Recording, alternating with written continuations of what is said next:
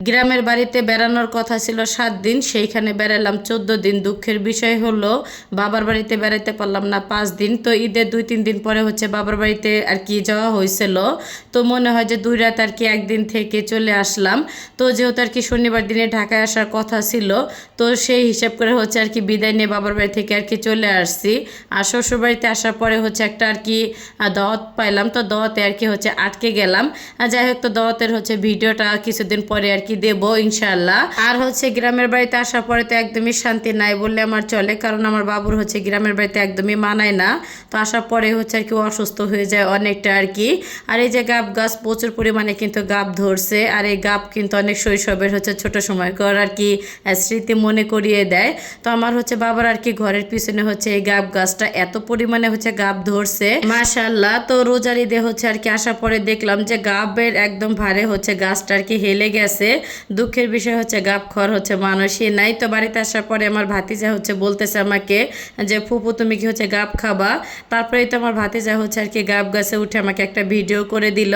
তারপর অনেকগুলো আর কি গাবও আর কি পেরে দিল।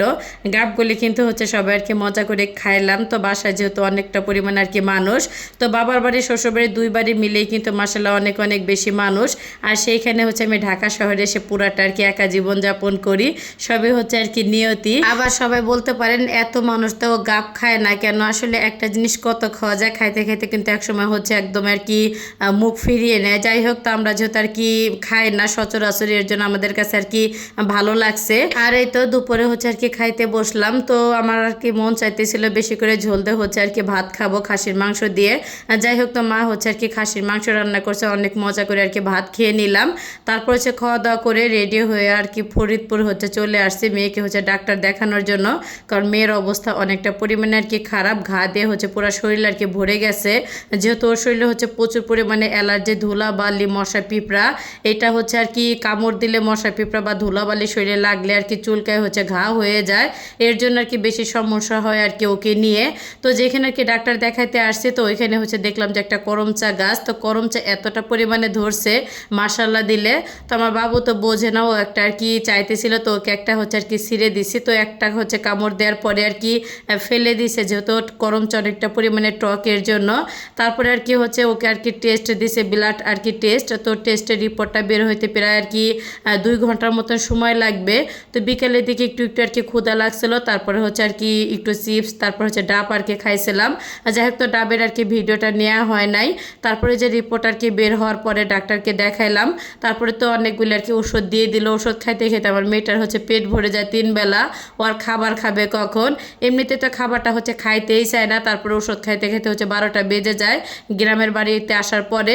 তো সবাই আমার বাবুটার জন্য আর কি দোয়া করবেন। ওর অ্যালার্জির সমস্যাটাও অনেক। ডাক্তার বলছে যে ওর 12 বা 13 বছর বয়স হলে আস্তে আস্তে এই সমস্যাটার কি সমাধান হয়ে যাবে। কারণ আমার ছেলেরও সেম একই সমস্যা।